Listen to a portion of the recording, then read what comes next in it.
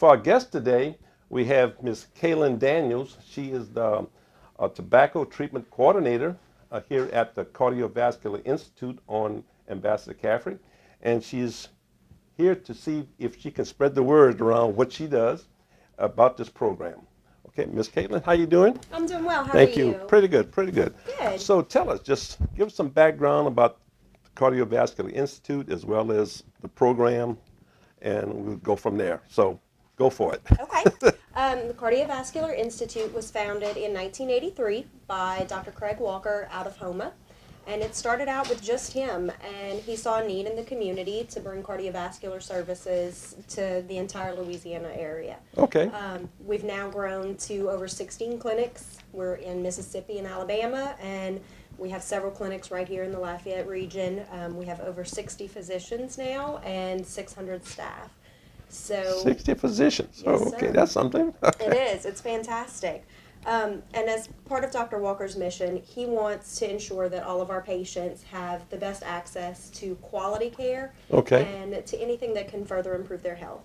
Okay. They're dedicated to taking care of their hearts, and they recognize that part of that is making sure that anyone who smokes has the opportunity to quit. Yes.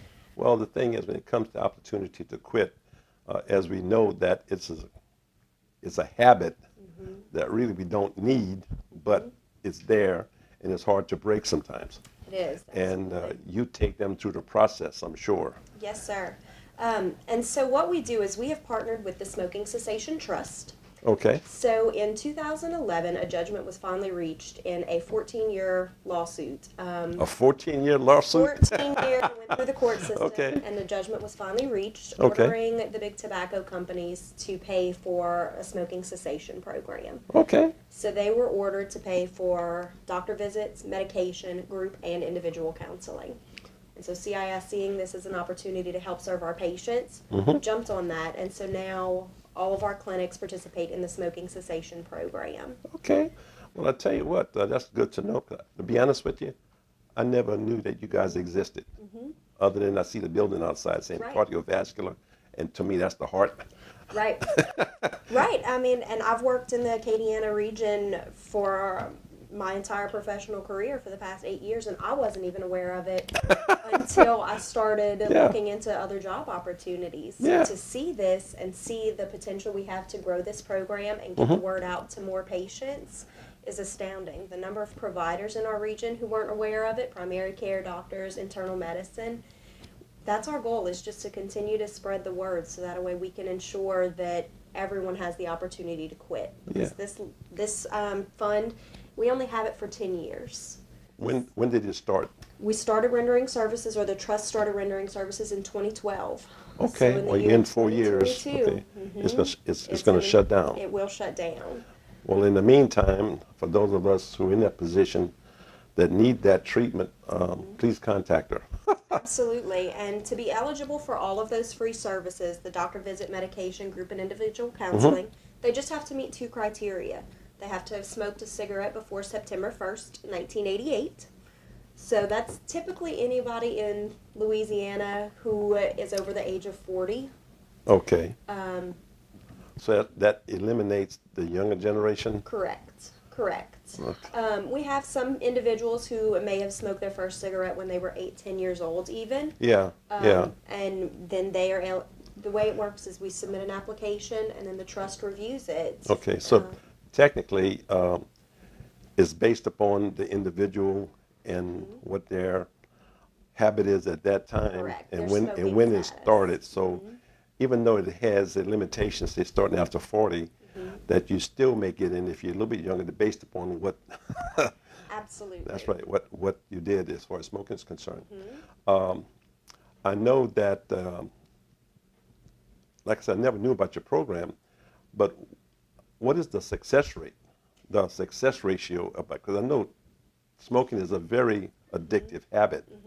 So, what kind of percentage, maybe, if I'm not trying to put you on the spot, Right. I'm just give me a ballpark figure. I mean, I'm not looking at this is the way it is, Right, absolutely. And of course it varies depending on what form of treatment a patient decides they want to participate in. Okay. We're seeing a much better success rate with our patients who participate in the individual and group counseling, Okay. as well as the doctor visits. Because like you said, it's a habit, and it takes a lot to break that habit. And so that's why we have, like, I'm a clinical social worker, and the rest of our staff are all trained. They're either counselors or have gone through the training Okay. to provide that support, that guidance for behavioral change. Because we can give you the medication, but unless you're committed to making those behavior changes, recognizing what your triggers are, Okay. recognizing what's leading you to smoke, it's going to be hard to break that habit. Yeah. When it comes to the success rate, since it is a judgment that was passed against the tobacco, so anybody gets involved with this program, they're not required to pay anything. No. So this is a free service because of what's going on. Correct. Okay. Well, I tell you what, we're about finishing this first segment, believe it or not, but we'll be back in a second or two.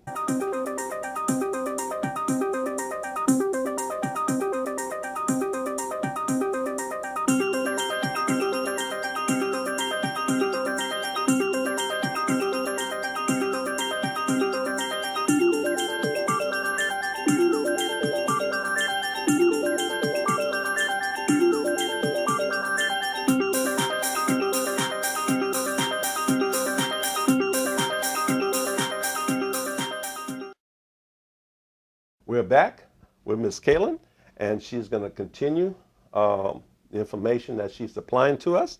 So, Ms. Kaylin, it's on you. I think when we left off, you were about ready to end the program, but you're starting another one. So where do we pick up from here? So I guess the best thing is to talk about all of the services. So we Okay. mentioned that they can have provider visits, medication, group, and individual counseling. All of our providers within CIS, our physicians, our nurse practitioners, support our program. And so if anyone's interested in smoking cessation, the first step is we meet with them. We do a little intake session where Okay. we get some of that smoking history. We find Okay. out what they've tried, what they've done, what has been their barriers. And then we get them set up with one of our providers to talk about the different medication and nicotine replacement options. Okay. When it comes, I don't want to stop you, but when it comes to medication, what are you referring to? This is something you have to have a prescription for? Correct. Yes. Okay. For Okay. it to be paid by the trust, they have to have a prescription. Okay. So certain things are available over the counter, Uh-huh. but for it to be paid by the trust, it needs a prescription. Okay. The medications are Chantix and Wellbutrin or Zyban. And the nicotine replacement options are the patch, gum, lozenges, and Nicotrol inhaler and nasal spray. Yes. Well, I know there's a lot of information there. With what medication do you think, or really depends upon the individual, that has been more successful? Of course, Chantix is Chantix. one that if a patient can tolerate it, they don't have side effects. Okay. They tend to do very well with it. Okay. And that's a big part of my job is making sure our patients aren't having side effects, that they're Okay. taking the medications as prescribed, Okay. and that they're continuing to follow their treatment plan. Okay. Because if they're having side effects, they're not going to continue to take That's it. right, And they're right. going to get discouraged. And they may not come back to you if that's what's going Correct. on. But as long as you're in contact with them on a consistent basis, maybe like 1 or 2 or 3 days, hey, what's going on? Absolutely. You know, it gives them confidence that you have their best interest at heart. And that's the feedback we've gotten from our patients. Is Okay. They tell us that they feel like we are invested in them. They're not Okay. just a number. They're not just a patient. Right. We care about them, and we do. We want to ensure that their health is taking priority and that they are taking care of themselves. Yeah. So I call all of our patients who have a provider visit at least a week to 10 days at the longest after that first appointment, just to see how things are going, Right. discuss the medication or nicotine replacement that they're on, and kind of see what their barriers have been to quitting at that point. Try to feel out where we need to go from there to help them quit. Well, if it's within 10 days, I would think you also tell them that if for some reason your physical nature has changed to someone, let us know. Absolutely. Don't wait. No. Please get in contact with us so we can look at it again and try something new. Absolutely. But I didn't want to stop you, but you want to roll there. So if you Yeah, can of continue. course. Absolutely. All of our patients have our contact information, and we encourage them. We're open doors. They can call at any time if they have a problem. We have a call center that is open 24 hours a day? It's not 24 Okay, hours I yet. see. It's getting very close Okay. to 24 hours. Okay. They are open through the late evening hours, early morning hours. Okay, okay. And a nurse practitioner is always available if they're having a severe medication issue or need to be evaluated if they need to go to the hospital for Yeah, any reason. yeah. So our patients have access to that as well. Okay. And then And of course, you also have walk-in. I mean, if, absolutely. okay, don't turn them away. No, definitely not. Yeah, you're right. Definitely. But as far as you said Chantix, right? What other programs that you were involved with trying to help the help the smoker rather achieve their goal? One of the things that we find our patients who participate in have great success with is our group counseling. Group counseling. Yes, Okay. sir. I have in the Acadiana region, I have a group in New Iberia. Okay. And that group has done phenomenally well. I have anywhere from, on an average day, I usually have about 8 participants in that group. Okay. And like this past week, for example, all of them had quit. All of them had All quit? of them had quit. Yes, sir. Sounds kind of weird. It does, but they have been attending the group for some time now and continuing to support each other towards their quit journey. Okay. And so for them, it's great because they get the support of other people who may have been struggling with the same thing. Okay. And they feel validated. They're like, okay, I'm not the only one who's dealing with this. That's right. That's right. That kind of got me when you said they all quit. So I'm sure there's others out there in New Iberia that's coming to your counseling as well. Absolutely, absolutely. So it just so happened that week we had 2 patients who had been working at it for a while, and they were able to come in and say, I quit. I quit. I quit. The others had been in various stages. I have one gentleman, and he has been quit. It'll be a year in February. Okay, so whenever you say quit, they've been in the program for quite some time. Correct. It's not just 1 week, 2 weeks, I Right, quit. right. So it just is an ongoing thing. Yes, yes. Our patients, we do not turn them away for group or individual counseling. There are limits with the trust as Right, to how right. much, how many doctor visits are paid, how much of each medication and nicotine replacement is covered. But we've made it a policy at CIS, if any patient wants to participate in the group or individual counseling, we're not going to turn them away. Right, We want right. to ensure they're getting that continued Yes. support. Well, when it comes to veterans, I'm sure there are a lot of veterans involved in it as well. Absolutely. So I hate to say this, we're coming to the end of our second segment, and we'll be back in a second or two.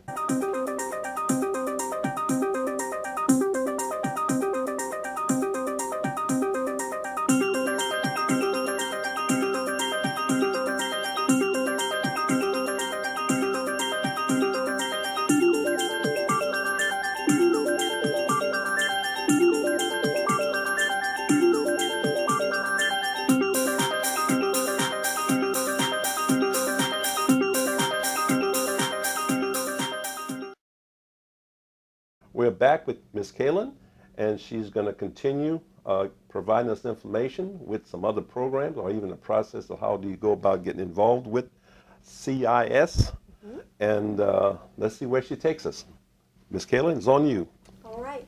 So if you or anyone you know is a smoker and is interested in quitting, like we said, to be eligible for the Smoking Cessation Trust, they have to have smoked a cigarette before September 1st, 1988, Okay. and be a legal Louisiana resident. Be a legal Louisiana. Yes, they Okay. have to have the ability to verify residence. So for that, the trust asks for either a social security number or a driver's license number, just Okay, to prove 'cause they are a resident. Whenever you said to prove you're a resident, I don't want to go there. Never mind. Just go. just continue with what you were just saying. Yeah. So once we have proof of residence and that they verify they started smoking before September 1st, 1988, we submit an application to the Smoking Cessation Trust.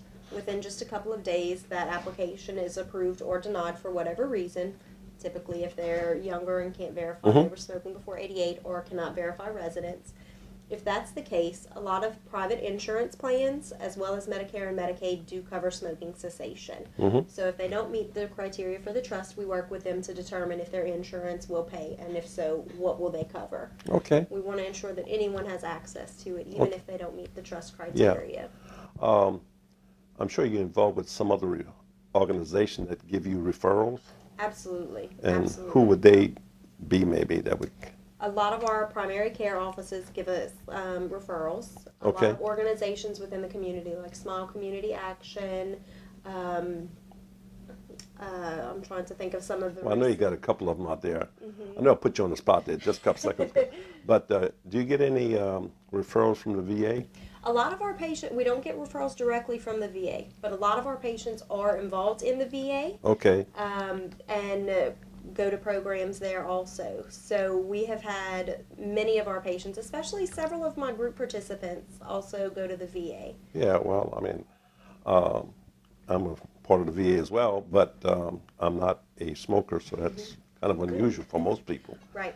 But any other programs that you have out there that they can get involved in, the community or the veterans, or you think of? I'm not putting you on the spot again, but as far as the steps of getting into the program. If they are interested in getting into the program, they can call us directly. My direct line, I take applications by phone all the time. We, again, have walk-ins come in and say they Right. saw the billboard or they heard us on the news and wanted to get enrolled. Right. And they can always go online to Smoking Cessation Trust. Yeah. Because I do know that I'm running across a number of veterans who do smoke, and I make recommendations. But to be honest with you, I never knew you guys existed. Okay, so if I don't know, and I've been involved with the VA and I've been involved with the state and everything else, and I don't know that you exist, well, now people do know Right, right. where they can go locally, and of course, with the other states that's involved, do you get any other subsidies besides that one grant or that one judgment from the tobacco industry? That is it. Okay. So you're also not really looking for donations. No, we're. Okay, because a lot of people want, how Right, much, what's the absolutely. cost and what can we do or how can we do it to help you and stuff like that. So you're really self-sustaining because of the, Because of the Smoking Cessation Trust. Yeah. It is all through that. And they are encouraging us to try to find as many new patients as possible because we want any smoker who meets those criteria for the trust to utilize these services before the year 2022 when it Yeah. goes away. well, that criteria, I think you mentioned it before, but what are the two, I think you just said two criterias? Yes, Louisiana resident Okay. and smoked before September 1st, 1988. Well, before 1988, I mean, for younger kids under 40, how could you really tell if they smoked or not? Well, and the way it works is we have an application that we submit online to the trust, and it's just a verbal statement saying, yes, I smoked before September 1988. And then the trust, what they do is if they see an age that's borderline, like a patient who might have been born in 1980, and they say, yes, I smoked before that point, what they do is they have someone from the trust call that individual and just ask them, tell me about the first time you smoked. Uh-huh. What was that like? And gauge it from there. Like I had an individual who I assisted with that process, and she was born in 1980, and she told her story to me, and then she told it to the trust saying, when I was young, my grandmother had me light her cigarettes for her, so I was sneaking puffs every now and then. With her? And it's not uncommon in South Louisiana that younger individuals Okay, started well, smoking in that I mean, way. yeah, I know of an individual that